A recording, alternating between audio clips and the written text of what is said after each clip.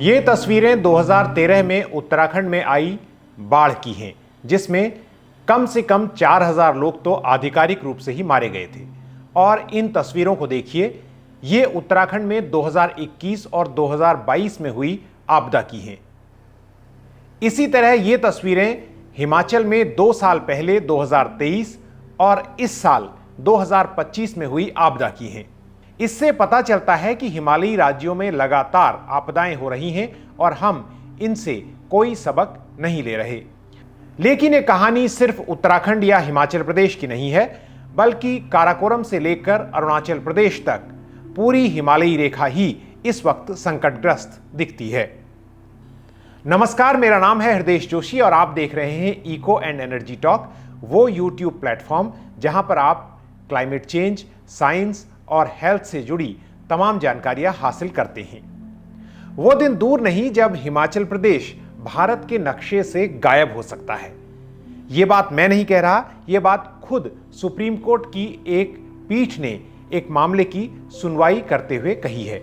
Supreme court के न्यायाधीश justice जेबी पारदीवाला और जस्टिस महादेवन की एक पीठ ने एक मामले की सुनवाई करते हुए 28 जुलाई को अपने ये ऑब्जर्वेशन दिए और कहा कि हिमाचल प्रदेश में जल विद्युत परियोजनाओं, 4 लेन हाईवेज, जंगलों की कटाई, बहुमंजिला इमारतों के बनने जिनमें होटल और रिजॉर्ट इत्यादि शामिल हैं, इन सब निर्माण में नियमों की अनदेखी को लेकर सवाल हैं और ये सवाल सुप्रीम कोर्ट ने उठाए। कोर्ट ने कहा कि राज्य में हालात बद से बदतर होते जा रहे हैं और वो दिन दूर नहीं जब ये राज्य हिंदुस्तान के नक्शे से गायब हो सकता है। बहुत लंबे समय से, जहां तक मुझे याद है, सुप्रीम कोर्ट की इतनी तल्ख टिप्पणी कभी किसी राज्य में पर्यावरणीय नियमों की अनदेखी को लेकर अब तक की गई पिछले कुछ वक्त में मुझे याद नहीं आता है। कोर्ट ने कहा कि हर बार आप नेचर को यानी प्रकृति को दोष नहीं दे सकते और गंभीर पारिस्थितिक असंतुलन और पर्यावरणीय नियमों की अनदेखी के कारण बार बार प्राकृतिक आपदाएं हो रही हैं। सुप्रीम कोर्ट ने कहा कि हम राज्य और केंद्र सरकार दोनों को यह बताना चाहते हैं कि राजस्व अर्जित करना ही सब कुछ नहीं है। पर्यावरण और पारिस्थितिकी की कीमत पर यानी इन्वायरमेंट और इकोलॉजी की कीमत पर राजस्व अर्जित नहीं किया जा सकता। न्यायाधीशों की इस पीठ ने कहा कि अगर आज की तरह ही हालात रहे तो वो दिन दूर नहीं जब हिमाचल प्रदेश, पूरा हिमाचल प्रदेश देश के नक्शे से गायब हो जाएगा। ईश्वर ना करे कि ऐसा हो। तो जैसा मैंने कहा कि ऐसी गंभीर टिप्पणी अभी हाल फिलहाल में पिछले कुछ सालों में या कम से कम एक दशक में मेरी याददाश्त में नहीं है कि कोर्ट ने कभी किसी राज्य में पर्यावरणीय नियमों की अनदेखी को लेकर की हो। लेकिन यह बात सिर्फ हिमाचल प्रदेश की नहीं है, पूरे हिमालयी क्षेत्र में संकट जो छाया हुआ है, वहां संकट की जो पटकथा है लिखी जा रही, वो नीति निर्माताओं के द्वारा लिखी जा रही है, इंसान के द्वारा लिखी जा रही है और जो गड़बड़ियां की जा रही हैं वो गड़बड़ियां इस तरह से हो रही हैं कि उसमें पर्यावरणीय नियम, जो लॉज हैं, जो नियम कायदे हैं, उनको तोड़ने के लिए नए नए तरीके ढूंढे जा रहे हैं। हमारे साथ बातचीत करने के लिए अतुल सती हैं, जो सोशल एक्टिविस्ट हैं, एनवायरमेंटल एक्टिविस्ट हैं और लंबे समय से हिमालय में जो मुद्दे हैं उनको उठा रहे हैं। हम ये भी बता दें कि अतुल सती इसके साथ ही CPIML यानी कम्युनिस्ट पार्टी माले के जो हैं वो सदस्य भी हैं। अतुल जी, पहले तो आपका बहुत बहुत स्वागत है। मैं आपसे ये समझना चाहता हूँ कि सुप्रीम कोर्ट ने जो कहा, इसको देखते हुए पहली बात आपके दिमाग में इस खबर को पढ़कर क्या आई? धन्यवाद आपका बुलाने के लिए और अपने चैनल पर आमंत्रित करने के लिए। तो जैसे ये खबर हमारी नज़र में आई तो मैंने जो उसको शेयर भी किया और उस पर जो कैप्शन लगाया है, तो ये ज़रूर उसमें लिखा कि ये जो बात सुप्रीम कोर्ट ने कही है ये सिर्फ हिमाचल के मामले में सत्य नहीं है, ये पूरे हिमालय के लिए ही सत्य है। ये केवल हिमाचल का मामला नहीं है, उत्तराखंड के जो हालात हैं वो ऐसे ही हैं। आप नॉर्थ ईस्ट की तरफ चले जाइए, आप जम्मू कश्मीर चले जाइए, तो पूरा हिमालय ही जो है विकास के जिस भार से दब रहा है, तो वो जो है कल के दिन कश्मीर में हो रहा होगा, उत्तराखंड में लगातार हो रहा है। ये जो है अरुणाचल में जिस पर हम आगे बात करने वाले हैं वहाँ हो रहा है। तो पूरा हिमालय ही जो है विकास के उस बुलडोजर से कुचला जा रहा है। तो सुप्रीम कोर्ट की जो बात है उसको बिल्कुल हम उससे इत्तेफाक रखते हैं कि अगर जो है हम सावधान नहीं हुए और सरकारें जिस तरह की नीतियाँ बना रही हैं हिमालय को लेकर के, तो निस्संदेह जो है ये सच होने वाला है। तो पहला जो अलार्म बेल है वो ये है कि पूरा काराकोरम से लेकर अरुणाचल प्रदेश तक 2500 से 3000 किलोमीटर की जो ये हिमालयी रेखा है, हिमालयी फैलाव है, इस सब जगह पर ये खतरा बराबर रूप से मौजूद है। कहीं कम है, कहीं ज़्यादा है, लेकिन खतरा मौजूद है। अतुल जी, हम आपके अनुभव सुनना चाहते हैं। 2013 की आपदा में मैंने रिपोर्टिंग की थी, लेकिन उसके बाद 2021 में जो हुआ जोशीमठ में और 2023 में हुआ, मैं दावे के साथ कह सकता हूं कि देखने वाले बहुत सारे लोगों को वो बातें भूल गई हुई, क्योंकि मीडिया में वो खबरें बिल्कुल ओपन एंड शट यूज़ होती हैं। 2021 में क्या देखा था जोशीमठ के इलाके ने और 2023 में क्या देखा, एक संक्षेप में आपसे चाहते हैं सुनना। हम कह सकते हैं कि एक पूर्व पीठिका 2013 में लिख दी गई थी। 2013 में इतनी बड़ी आपदा के बाद ये माना गया, ये सोचा गया कि शायद जो है सरकारें अब थोड़ा चेतेंगी। बल्कि उसके बाद जो हाई पावर कमेटी बनी, तो हाई पावर कमेटी में भी जो है जिस तरह से उसकी रिकमेंडेशंस थी, जो उन्होंने संस्तुतियाँ की थी, तो उसमें ये बिल्कुल उन्होंने कहा कि हायर हिमालय में जो है आप बड़ी परियोजनाएं बंद कर दीजिए, बड़ी जल विद्युत परियोजनाएं वहाँ मत बनाइए, और 2013 की आपदा की जो विभीषिका है इसको बढ़ाने में ये जो जल विद्युत परियोजनाओं का मलबा है, वो जो जल विद्युत परियोजनाओं के विस्फोट हैं, उन्होंने जो है इसको एग्रीवेट किया। इसको 2013 में हुआ। ये उसकी जो हाई पावर कमेटी की ये ऑब्जर्वेशन है। तो अब इससे ये माना गया कि अब जो है सरकारें चेतेंगी इसमें, यानी कि जो जल विद्युत परियोजनाओं को लेकर के वहाँ स्थानीय जनता में उसको लेकर के जो आक्रोश था या जो विरोध था, तो अगर सरकार उस पर कुछ लेती तो शायद है 2021 से हम बच सकते थे। उन्होंने एक और बात कही, उन्होंने कहा कि जो है अगर यहाँ जो अर्ली वार्निंग सिस्टम यानी कि पूर्व चेतावनी के अगर यंत्र प्रणाली अगर होती तो शायद है कि इतनी बड़ी घटना ना होती। अब 2021 में जो हो रहा है, तो उन्होंने कहा कि जहाँ जहाँ जल विद्युत परियोजनाएं बन रही हैं वहाँ आप अर्ली वार्निंग सिस्टम लगाइए। तो 2021 में क्या हो रहा है, 2021 में जोशीमठ से आगे जो है रेणी एक जगह है, तो रेणी जो है इसलिए भी प्रसिद्ध है कि वो चिपको की भूमि रही है। वहाँ जो है चिपको आंदोलन जो है अपने शुरुआत वहाँ हुई, लोग पेड़ों से चिपके जंगल को बचाने के लिए। अब उसी चिपको की भूमि पर एक छोटी सी परियोजना है 13 मेगावाट की, ऋषिगंगा हाइड्रो पावर प्रोजेक्ट। तो ऋषिगंगा हाइड्रो पावर प्रोजेक्ट जब बन रहा था तो गांव वालों ने उसका विरोध किया। ऋषिगंगा हाइड्रो पावर प्रोजेक्ट बन रहा है ठीक नंदा देवी के जो सेंचुरी है उसके अंदर। इस बात को लेकर के भी विरोध किया कि भाई ठीक आप वहाँ बना रहे हैं जहाँ आप लोगों से कह रहे हैं कि तो आप तो जंगल में भी मत जाइए, आप तो जो है पेड़ में चारा भी मत लाइए, और वहाँ आप विस्फोटकों के जरिए सुरंग बना रहे हैं। वहीं जो है ऋषिगंगा जो आ रही है वो जिस जगह से आती है रौंठी पीक से, वो रौंठी पीक जो है वो कमज़ोर हुआ है इस वजह से कि आप लगातार विस्फोट कर रहे हैं परियोजना बनाने के लिए, सुरंग बनाने के लिए। अब रौंठी पीक का जो एक पूरी बड़ी चट्टान है, लगभग जो है जो वैज्ञानिकों का कहना है कि लगभग 500 मीटर चौड़ी, 500 मीटर लंबी, वो चट्टान जो है टूट करके गिरी है नीचे। उस चट्टान पर जो बर्फ़ था, ग्लेशियर था, वो उसके साथ आया है पिघल करके, और वो मलबे और बर्फ़ का जो मिश्रण है जो बाढ़ की शक्ल में आया, उसने जो जल विद्युत परियोजना है उसको पूरी तरह साफ़ कर दिया। यानी कि उस परियोजना की साइट को देखने के लिए मैं 26 जनवरी 2021 को गया वहाँ, और फरवरी 7 तारीख को, और ठीक उसके 7 दिन बाद या 10 दिन बाद जो है ये घटना हुई। तो मेरे पास जो है 26 जनवरी 2021 का फ़ोटो है, और उसके बाद का फ़ोटो आप मिलान कर लीजिए, सब कुछ साफ़ हो गया है, कुछ वहाँ नहीं रहा। और जो 70 आदमी वहाँ काम कर रहे थे उस साइट पर उस दिन थे, वो सब के सब बह के चले गए। उनका कोई रिकॉर्ड नहीं है, केवल रिकॉर्ड भी उन लोगों का है जो स्थानीय लोग हैं, जिनको हम जानते थे। जो गांव का कोई आदमी है, गांव की एक महिला जो घास लेने जा रही थी और वो चट्टान पर चिपक गई बिल्कुल, और बिल्कुल जब जैसे फॉसिल मिलते हैं वैसी उसकी बॉडी मिली है। वही पानी बह करके आगे आया है तपोवन विष्णुघाट परियोजना के बैराज पर, जो कि वहाँ से ठीक 7 किलोमीटर दूर रेणी से आगे वो है। तो ये ऋषिगंगा की बाढ़ जो है बह करके आई है धौलीगंगा में, और धौलीगंगा में बन रहा है एनटीपीसी का ये तपोवन विष्णुघाट परियोजना। तो उसमें जो है लगभग 140 लोग उस दिन वहाँ काम कर रहे थे, वो 140 लोग उसमें मर गए। तो इस तरह से लगभग 212 से ज़्यादा लोग जो है उस दुर्घटना का शिकार हुए। और ये हुआ क्यों? क्योंकि आप ठीक हिमालय के मुहाने पर, हिमालय में जहाँ ग्लेशियर है उसके ठीक मुहाने पर आप विस्फोट से टनल बना रहे हैं, उससे वहाँ की चट्टान कमज़ोर हो रही है और वो टूट करके नीचे आ रही है, और इस तरह से ये बाढ़ का कारण बन रहा है। अब मैं आपसे ये जानना चाहता हूँ कि ये 2021 में हुआ और उसके बाद कुछ दिनों तक सब कुछ रहा, मीडिया भी, प्रशासन भी, फिर 2023 में या 2022 के आखिरी महीने में जी क्या होना शुरू हुआ जिससे पूरा हिमालय जो है एक बार फिर से चिंता की लकीर? तो ये हुआ 2021 में, जैसे ही हुआ फरवरी महीने में, तो उसका बहुत सारा मलबा जो है, जो मैं कह रहा हूँ कि वो हज़ारों टन मलबा बाढ़ के साथ उसने धक्का मारा है जोशीमठ में नीचे।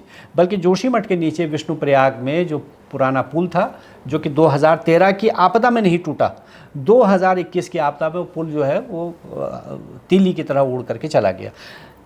हम लोगों ने जब सर्वेक्षण करवाया था, बाद में जब सरकार ने नहीं करवाया, तो हमारे जो साथी वैज्ञानिक थे, जिसमें डॉक्टर नवीन जुयाल, डॉक्टर एसपी सती इत्यादि, इन लोगों ने जब वो सर्वेक्षण किया तो इन्होंने अपनी रिपोर्ट में कहा कि जोशीमठ में जो शुरुआती ट्रिगर है, जो वहाँ पहली दरारें पड़ी हैं घरों में या ज़मीन का खिसकना शुरू हुआ है, तो उनका कहना है कि उसको ट्रिगर किया है 2021 की आपदा ने, क्योंकि वो एक ही चट्टान है रेणी से लेकर के और पूरा जो वो ऊपर कुआरी से लेकर के कुआरी पास से और नीचे तक।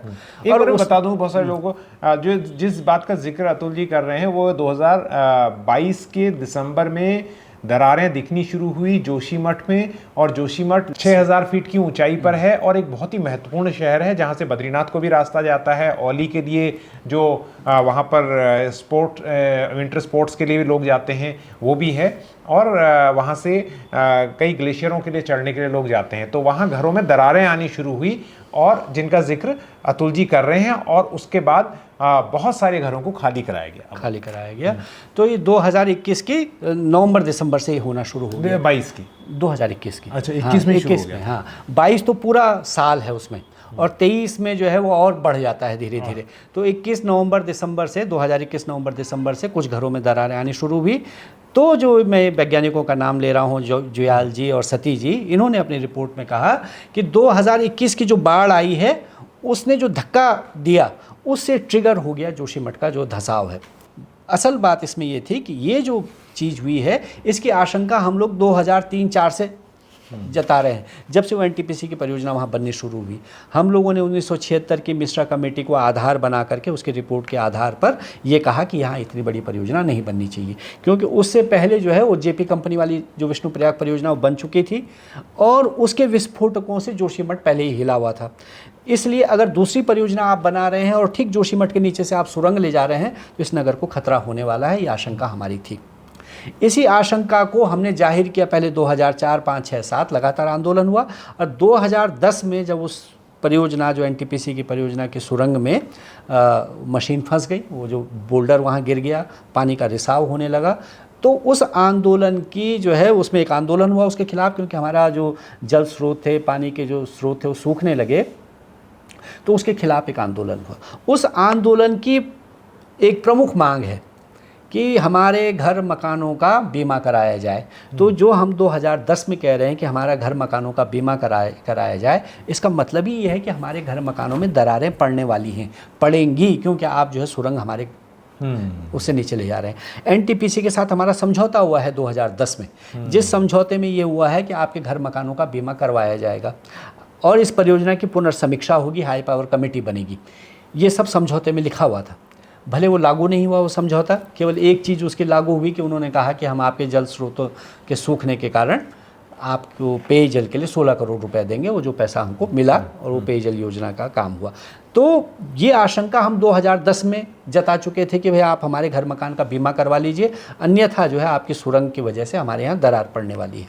तो इतना सब कुछ होने के बाद अगर हम देखे जाए तो उत्तराखंड में कुछ नहीं हुआ है। वो पूछने से पहले एक बार फिर मैं हिमाचल की ओर चलता हूँ। ये तस्वीर जो आप देख रहे हैं वो हिमाचल की गटसा घाटी की है। इसमें 2023 में मैं यहाँ गया था, तो यहाँ लोगों ने कहा कि अभी भी यहाँ पर हमने रिकॉर्ड किया था, और न्यूज़ लॉन्ड्री वेबसाइट पर जाकर आप वो स्टोरी पढ़ सकते हैं कि किस तरह से नियमों की अवहेलना करके तमाम विकास कार्य चल रहे हैं। एक महत्वपूर्ण बात ये भी है कि विकास की जो परियोजनाएं हैं, अगर वो सस्टेनेबल तरीके से होती हैं और उसमें पर्यावरणीय नियमों की अनदेखी नहीं होती, उनका ध्यान रखा जाता है, तो उसका विरोध मुझे नहीं लगता कि कोई लोग करेंगे। उनका विरोध ही इसलिए होता है क्योंकि वो कई बार बेबुनियाद तरीके से झूठ पर टिकी होती हैं और जो बात कही जाती है वो होती नहीं है। इसलिए हिमाचल के तमाम इलाकों में इस तरह की घटनाएं देखी गई। अब मैं एक बार फिर से उत्तराखंड पर बात करने से पहले अतुल जी आपसे पूछता हूँ, जब आप हिमाचल की ओर देखते हैं तो आपको क्या लगता है कि हिमाचल की हाइड्रो पावर कैपेसिटी तो उत्तराखंड से भी ज़्यादा है, और मुझे लगता है कि हिमाचल को एक इस तरह से पेश किया गया बहुत समय से कि जैसे हिमाचल में सब कुछ ठीक हो रहा है, बड़ा आदर्श राज्य है, जबकि सच्चाई ये है कि वहाँ से रिपोर्टिंग नहीं हो रही थी, जो गड़बड़ियाँ हो रही थी। मतलब वहाँ जिस तरह का हाइड्रो पावर का काम हो रहा था उसको लेकर के वहाँ स्थानीय जनता में उसका विरोध था, पर्यावरणविदों ने विरोध किया, लगातार बोला गया, लेकिन वो जिस तरह से मीडिया में उसको कवरेज मिलना चाहिए था या नेशनल मीडिया में या बाकी जगह, उस तरह से कवरेज नहीं मिला। वहाँ जो ये दिक्कत है हाइड्रो पावर की वजह से कि पहाड़ कमज़ोर हो रहा है, वहाँ जो दरारें आई घरों में भी, वहाँ ये सब चीज़ें हुई, लेकिन उस तरह से न वहाँ उतना बड़ा मूवमेंट भी खड़ा नहीं हो पाया और मीडिया में भी उस तरह का कवरेज नहीं मिला। और जल विद्युत परियोजनाओं को छोड़ भी दें तो बाकी भी जिस तरह से निर्माण कार्य उनको बड़ा ही आदर्श राज्य बनाया गया कि वहाँ तो सब कुछ व्यवस्था, मतलब वो जो सड़कें चौड़ी हो रही थी और जब उन सड़कों को बनाने के लिए वहाँ विस्फोट हो रहे थे, तब तो ये कहा गया कि इससे तो हम हिमाचल में एक विकास का नया ढांचा खड़ा कर रहे हैं, एक बिल्कुल मॉडल राज्य की तरह उसको पेश किया जा रहा था। क्योंकि उससे पहले भी हिमाचल को इसी तरह से पेश किया गया, वहाँ के जो सेब उत्पादन से लेकर के वहाँ के कृषि से लेकर के, तो हम लोग भी जो उत्तराखंड के लोग थे तो हम लोग भी कहते थे कि राज्य बनने के बाद हमको तो हिमाचल जैसा राज्य बनना है। लेकिन अब हम देख रहे हैं कि हिमाचल की जो उदाहरण दिया जा रहा था वो जो है बाहर से, जैसे कि वो एक तस्वीर जो पेश की जा रही थी, वो तस्वीर जो है अब देख करके आ रहा है कि जब वो जो है बारिश में हम वहाँ देख रहे हैं कि बाढ़ के साथ पेड़ जो है बह करके आ रहे हैं, मिट्टी बह करके आ रही है, घर जो है तबाह हो रहे हैं, मंडी में जो है बादल फट रहा है तो एक साथ 6-7 लोग मर जा रहे हैं, और अभी तक इसी बरसात में 100 से ज़्यादा लोगों की वहाँ मृत्यु हो गई है। न सिर्फ इस बरसात में, आप 2023 की बरसात में देख लीजिए कि वहाँ लगातार लोग उससे प्रभावित रहे हैं। जो सुप्रीम कोर्ट ने भी कहा है कि क्लाइमेट चेंज का असर बहुत विजिबल है और बहुत अलार्मिंग है, तो इसका एक उदाहरण देखा जा सकता है। इस साल 30 जून और 1 जुलाई की दरमियानी रात को जो बारिश हुई है मंडी के एक छोटी सी जगह में, वो हिमाचल प्रदेश के पूरे जून में होने वाली बारिश का 2.25 गुना है। यानी हिमाचल प्रदेश राज्य में जून में जितनी पूरी बारिश होती है 101 मिलीमीटर के आसपास, उसमें 210 मिलीमीटर या 215 मिलीमीटर बारिश सिर्फ एक छोटी सी जगह में हो गई, जिससे इतनी बड़ी विभीषिका आई। हिमाचल से अगर मैं ये पूछूं कि आप लोग आवाज़ उठाते रहे उत्तराखंड में, क्या प्रशासन ने जैसा 2014 में वादा किया, 2021 में वादा किया, क्या आपको ऐसा लगा कि वो रिस्पॉन्सिव हैं या रिसेप्टिव हैं?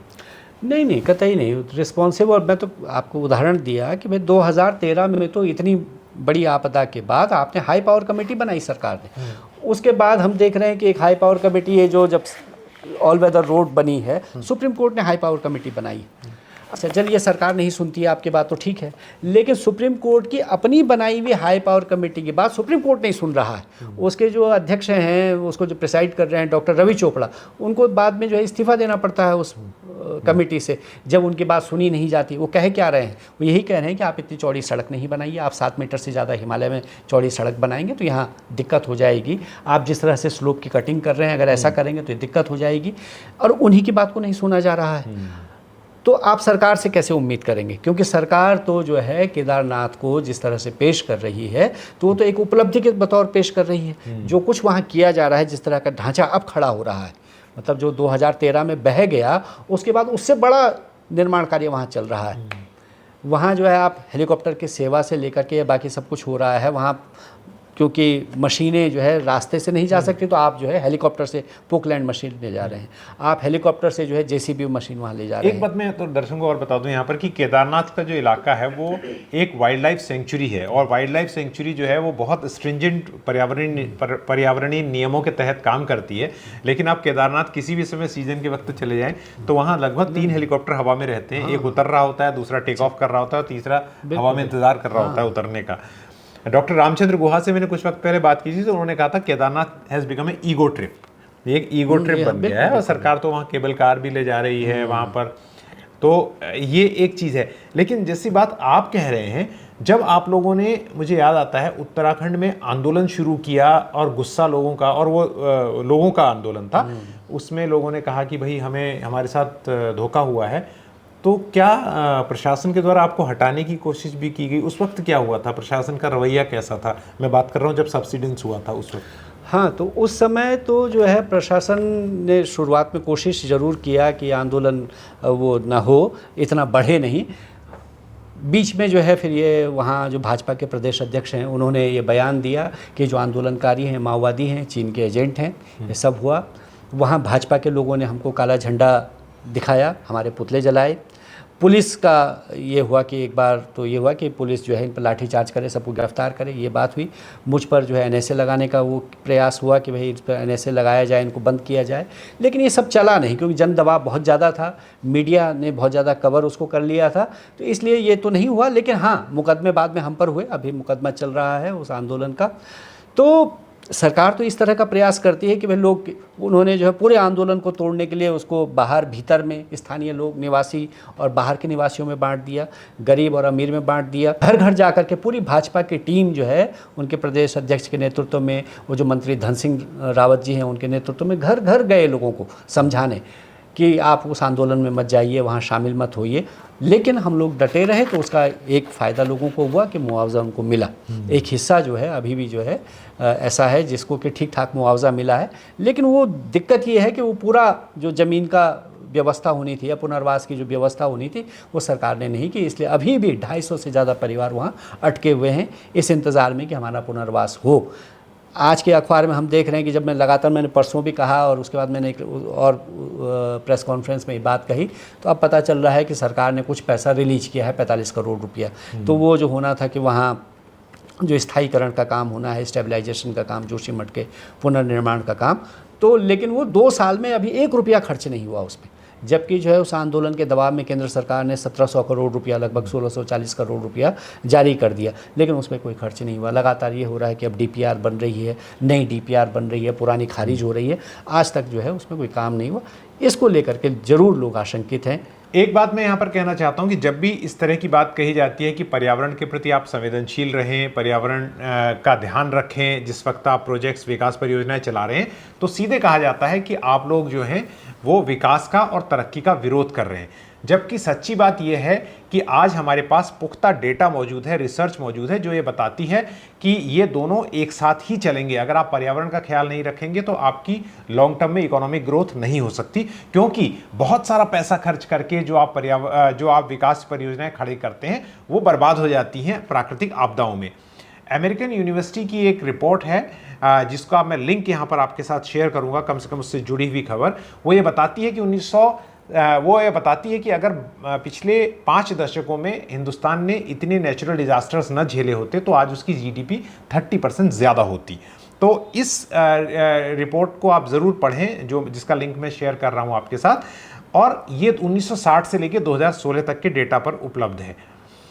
उत्तराखंड में चारधाम यात्रा मार्ग हो, चाहे दूसरे दूसरे प्रोजेक्ट हों, उसमें कहा जा रहा है, सिर्फ जो लोग विरोध कर रहे हैं या जो लोग आपको चेता रहे हैं वो ये कि आप पर्यावरणीय नियमों का ख्याल रखें। अगर आप सड़क बना रहे हैं तो आप वर्टिकली माउंटेन को नहीं काट सकते, जैसे अतुल जी बता रहे थे कि वर्टिकली माउंटेन को काटा जा रहा है। आपको एक एंगल ऑफ रिपोज का कम से कम ध्यान रखना पड़ेगा, जो कोई भी जियोलॉजिस्ट या कोई भी अर्थ साइंटिस्ट आपको बताएगा कि अगर आप उस एंगल से ज़्यादा पे सड़क को काटेंगे तो वो गिर जाएगी। ये सिंपल फिजिक्स है।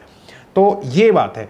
अतुल जी, मैं ये पूछना चाहता हूँ कि जब आप इस तरह की बातें बताते हैं या साइंस से ड्रिवन चीज़ें बताते हैं, तो क्या आम लोगों के दिमाग में भी बात कर गई है घर की, यार ये लोग हमें आगे नहीं बढ़ने देना चाहते, ये लोग आ गए हैं? क्योंकि अब तो शायद लोग समझ रहे हैं, शुरुआत के तौर पर वो भी बड़े एग्रेशन से देखते थे कि कुछ रोजगार आ जाएगा, हमें क्यों रोका जा रहा है। जी जी। तो शुरुआत में देखिए ना, जो ये एनटीपीसी के खिलाफ ही हमारा जो शुरुआती आंदोलन है 2003-04 का, तो उस समय ज़रूर हुआ कि कि जोशीमठ की आम जनता तो लड़ रही थी सड़क पर कि ये परियोजना नहीं बननी चाहिए, लेकिन जो गांव उससे प्रभावित हो रहे थे, जिनकी ज़मीनें जा रही थी, जिनको एनटीपीसी ने कहा कि आपको ठेका मिल जाएगा, आपकी गाड़ी यहाँ लग जाएगी, आपको, वो हमारे खिलाफ थे। वो कह रहे थे कि भाई तो हमारे विकास का विरोध कर रहे हैं।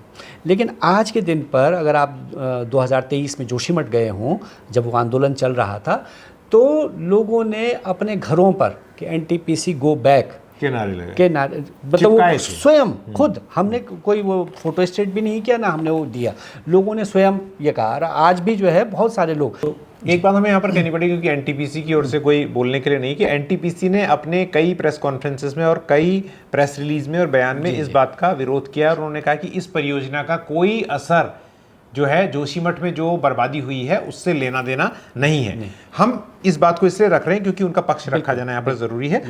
दूसरी बात मैं ये कह रहा हूँ कि यहाँ पर जो इस परियोजना की बात को छोड़ दिया जाए, लेकिन बहुत सारी सड़कें ऐसी हैं कुमाऊं और गढ़वाल दोनों जगह, और ऑफ कोर्स हिमाचल में भी होंगी, जहाँ पर अगर जंगली जानवरों के हमले होते हैं तो लोग हॉस्पिटल नहीं पहुँच पाते क्योंकि कोई सड़क नहीं है। तो उन्हें एक सड़क चाहिए। और बहुत सारे लोग ऐसे हैं जिनको रोजगार की और दूसरी ज़रूरतों के लिए सड़क से, बच्चों को देखा है सड़क कैसे नदी पार करके जाते हैं, वो सड़कें बनाने में कोई इंटरेस्ट सरकार का नहीं है। वो सिर्फ बड़े बड़े हाईवे बनाना चाहती है जिसमें कि करोड़ों के ठेके दिए जाएं। तो इसका एक भ्रष्टाचार का एंगल भी कहीं ना कहीं इसमें दिखाई देता है। उसके लिए मतलब कोई एक आरटीआई लगानी पड़ेगी या कुछ पता करना पड़ेगा, लेकिन ये ज़रूर है कि इसमें बहुत सारा मनी इन्वॉल्व रहता है। बिल्कुल, वो तो देखिए ना, बड़ी जो परियोजना है अभी जो सड़क की ही परियोजना है, जिसको हम सरकार ने पहले कहा ऑल वेदर रोड, बाद में कहा कि 4 धाम यात्रा मार्ग है, उस पूरे यात्रा मार्ग के बनने में 12,000 करोड़ रुपया खर्च हो रहा है। 12,000 इनिशियल कॉस्ट बताई गई। उसमें जो सीमेंट लग रहा है कहाँ से आ रहा है, उसका जो ठेकेदार है वो कौन है, वो गुजरात का है, महाराष्ट्र का है, वहाँ जो बाकी काम करने वाले लोग हैं वो क्या हैं। और जब उनसे सवाल पूछा जा रहा, हमारे यहाँ नीचे बन रहा था, तो हमने कहा भाई आप विस्फोट कर रहे हैं, तो उन्होंने कहा नहीं जी हम नहीं कर रहे हैं। एसडीएम से कहा कि साहब ये विस्फोट कर रहे हैं और लोगों को सुनाई दे रहा है, हमारे वहाँ जो है जो जंगली हिरन है वो मर रहा है, वहाँ जो बाकी जानवर हैं वो मर रहे हैं, वहाँ का जंगल ख़त्म हो रहा है। लेकिन एसडीएम साहब ने रिपोर्ट दे दिया कि ऐसा कुछ नहीं है। मैं डीएम साहब के पास गया कि साहब वो तो लोग सुनाई दे रहा है, जो महिलाएँ घास के लिए जाती हैं वो विस्फोट होता हुआ सुन रही हैं और उनका जंगल ख़त्म हो रहा है। तो डीएम साहब ने कहा कि अच्छा सतीश जी, अगर आपको हम पर विश्वास नहीं है, इन पर भी आपको ये फौज के लोग हैं इन पर भरोसा नहीं है, ये बीआरओ वालों पर, आप खुद चले जाइए। हम गए, हम वहाँ देख करके आए कि भाई उन्होंने छेद किए हुए हैं विस्फोट के लिए, लेकिन उसके बावजूद जो है उन पर कोई कार्रवाई करने को प्रशासन सरकार तैयार नहीं है। क्यों? क्योंकि वो जो है 1000 करोड़ की परियोजना है। तो आप जो है, और वही सड़क जो सामान्य सड़क 6 किलोमीटर की सड़क है जो बमुश्किल 50-60 करोड़ में बन जानी चाहिए, उस पर जो है 100, 150, 200, 250 करोड़ खर्च हो रहा है। तो वो एक तो लागत से ज़्यादा पैसा उनको मिल रहा है और वो पैसा जो है निश्चित तौर पर जो है कमीशन में ऊपर तक जा रहा है। क्योंकि नहीं तो क्यों ऐसा है कि जो सरकार के चहेते ही उसमें ठेकेदार हैं, सरकार के चहेती ही कंपनी उसमें है, और जब दुर्घटना हो रही है, बद्रीनाथ में अभी दुर्घटना हुई, इतने लोग वहाँ मर गए जाड़े के समय में, कोई कार्रवाई उस कंपनी पर नहीं हुई। उत्तरकाशी में दुर्घटना हुई, वो जो सुरंग के अंदर जो लोग फंस गए 17 दिन तक वो रहे, उस कंपनी का नाम लिया गया कि भाई ये कंपनी जो है इस बात के लिए जिम्मेदार है। गडकरी साहब जो उस पर कार्रवाई करने को तैयार नहीं, कार्रवाई तो छोड़िए, उस जो है उसका नाम तक उन्होंने लोकसभा में नहीं लिया जब ये हुआ कि भाई जो ये कंपनी इसको बना रही थी सुरंग, इसकी गलती है ये, क्योंकि मज़दूरों ने पहले देख लिया था कि सुरंग गिरने वाली है, उसके बावजूद जो है उस पर कार्रवाई नहीं हुई। तो वो चाहे बद्रीनाथ में मज़दूर मर रहे हों, चाहे बाकी जगह सुरंग में मज़दूर मर रहे हों, तो यही सड़क पर काम करने वाले ठेकेदार उसमें इन्वॉल्व हैं, लेकिन सरकार उस पर कोई कार्रवाई नहीं करती है, उनके ऊपर कोई दंडात्मक कोई कार्रवाई नहीं होती। तो इससे निश्चित तौर पर कि वो हैंड इन ग्लोव जिसको हम कहते हैं कि वो सरकार के साथ उनका पूरा एक रिश्ता है जो कि भ्रष्टाचार का एक अपना वो है। अतुल जी, आखिर में मैं आपसे समझना चाहता हूँ कि अरुणाचल प्रदेश जो है और नॉर्थ ईस्ट के राज्य जो हैं उनके साथ एक मुश्किल ये है कि वो दिल्ली से बहुत दूर हैं, उनकी आवाज़ दिल्ली तक पहुँचती नहीं है जी। अभी आप लोगों ने एक प्रेस कॉन्फ्रेंस की है दिल्ली में, बहुत संक्षेप में हमें बताइए कि ये पूरा मामला क्या है, किस जगह का है और वहाँ पर क्या समस्या है। हाँ, तो ये जो है कल जो हमने प्रेस कॉन्फ्रेंस किया है, तो हम लोग तो सॉलिडेरिटी में उनके साथ शामिल रहे हैं, और पहले भी जब वहाँ जो है ये जो साथी वहाँ लड़ रहे हैं, ये वो हमारे जो साथी हैं अरुणाचल के, तो उनकी लगातार 2-3 बार सरकार उनको गिरफ्तार कर चुकी है। और वो मामला भी हाइड्रो पावर से है। वहाँ जो सियांग वैली में जो एक जल विद्युत परियोजना सरकार बनाने जा रही है, 11,500 मेगावाट। तो मतलब हिमालय में इतनी बड़ी परियोजना, सबसे बड़ी परियोजना हो 11,000 मेगावाट की। तो और सरकार का ये कहना है कि मतलब ये समझा जा रहा है, जो वहाँ अरुणाचल की सरकार कह रही एक है, परियोजना 11,000 मेगावाट, 11,500 मेगावाट की एक परियोजना है। तो मैं दर्शकों को बता दूं कि उत्तराखंड की पूरी पावर जनरेशन कैपेसिटी और हिमाचल की पूरी पावर जनरेशन कैपेसिटी अगर हम जोड़ देंगे तो वो लगभग 12-13 हजार मेगावाट होती है। दो राज्यों की कुल विद्युत उत्पादन क्षमता के बराबर क्षमता का एक प्रोजेक्ट खड़ा कर रहे हैं। उसको खड़ा करने के पीछे ये है क्योंकि चीन जो है ऊपर, मतलब उसी सियांग वैली से ऊपर वो जो है 60,000 मेगावाट का जो है वो ब्रह्मपुत्र नदी का जो हिस्सा वहाँ से आता है उस पर बना रहा है। ये कह रहे हैं कि उसको कल के दिन, क्योंकि वो टिकिंग बॉम्ब है, वो कह रहे हैं कि एटम बॉम्ब बन रहा है, क्योंकि अगर किसी दिन उसने चीन ने एक साथ पानी छोड़ दिया तो हम क्या करेंगे। तो उसको संभालने के लिए 11,000 मेगावाट का, तो ये तर्क भी अपने आप में समझ में नहीं आता। कहाँ 60,000 मेगावाट के लिए कितना पानी उनको चाहिए होगा और तुम क्या 11,000 मेगावाट से उसको संभाल पाओगे। उनकी जो ग्राम पंचायतें हैं उनसे नहीं पूछा जा रहा है। ग्राम पंचायतों का इसमें विरोध है, वहाँ लोगों को लालच दे करके, ये दे करके ख़रीदा जा रहा है, सब किया जा रहा है। ये एक तरफ है, लेकिन दूसरी तरफ जो लोग विरोध कर रहे हैं, प्रोटेस्ट कर रहे हैं इसके खिलाफ, उनको बोलने तक नहीं दिया जा रहा है। आपने उनके गाँवों में जो है सब जगह पैरामिलिट्री लगा दिया, मतलब 7 आदमियों पर एक पैरामिलिट्री का जवान वहाँ खड़ा कर दिया है। तो इस तरह का जो रिप्रेशन है कि आप बोल भी नहीं सकते हैं, आपका जो लोकतांत्रिक आवाज़ है वो भी आप नहीं उठा सकते हैं, तो ये ज़्यादा है। और जो बात आपने कही बिल्कुल सही बात है, क्योंकि वो जो पूर्वोत्तर के राज्य हैं वो एक तो दिल्ली से दूर है, और दिल्ली से क्या वो हमारे दिमाग से भी दूर है। मतलब जो भारतीय जो पूरा हमारा जो ये हिंदी बेल्ट का मानस है वहाँ से भी वो हमारे बंगाल में खत्म हो जाता है, बंगाल में भारत खत्म हो जाता है। तो इस लिहाज से भी कल इस बात को उन्होंने कहा कि भाई हम इस देश का हिस्सा हैं और आप हमारे साथ इस तरह का व्यवहार करेंगे, आप हमसे पूछ भी नहीं रहे हैं, आप जो है हमारे लोगों को गिरफ्तार करवा ले रहे हैं, उनको डिटेन कर दे रहे हैं, आपने पूरी पैरामिलिट्री वहाँ लगा दिया है। तो ये इसको लेकर के वो था। और एक बात आखिर में ये भी कहना चाहते हैं कि चाइना में जो कुछ हो रहा है ज़रूरी नहीं कि वो सही हो रहा हो, और इस मुद्दे को एक्चुअली बहुत कॉम्प्लिकेटेड मुद्दा है कि चाइना जो डैम की प्रपोज कर रहा है, बना रहा है, वो कितना बन पाएगा नहीं बन पाएगा, ये भी एक बात है। और चाइना जो डैम बना रहा है वो बहुत ही डिजास्टर है एक तरह से एनवायरनमेंट के लिए, ये बात को, लेकिन चाइना से हम कंपेयर नहीं कर सकते क्योंकि वहाँ तो लोकतंत्र है नहीं, और चाइना में बहुत सारी चीज़ें ऐसी हो रही हैं जो एनवायरनमेंट के लिए बहुत ही ज़्यादा उसके अगेंस्ट हैं। तो हम आखिर में यही उम्मीद कर सकते हैं कि एक ऐसा सस्टेनेबल डेवलपमेंट का मॉडल खड़ा होगा जिसमें पर्यावरण का भी ध्यान रखा जाएगा और पर्यावरणीय जो प्रभावों से को कम करके आर्थिक तरक्की को भी बढ़ाया जा सकता है। अभी इस वीडियो में फ़िलहाल इतना ही। जल्दी ही हम एक नए वीडियो के साथ आपसे फिर मुलाकात करेंगे, लेकिन अगर आपको वीडियो पसंद आया या इससे आपको कुछ जानकारी मिली तो इसे लाइक और शेयर ज़रूर करें, और हो सके तो इस चैनल को सब्सक्राइब करें। हम जल्द ही एक नए वीडियो के साथ आपसे फिर मुखातिब होंगे। नमस्कार।